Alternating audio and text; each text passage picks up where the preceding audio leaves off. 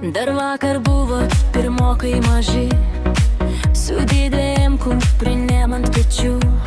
12 metų prabėgo greitai, tarp juoko svajonių ir knygų storų. 100 dienų, 100 dienų, iki svajonių ir naujų kelių. 12 klasė, 12 metų prabėgo greit ir nepastebimai.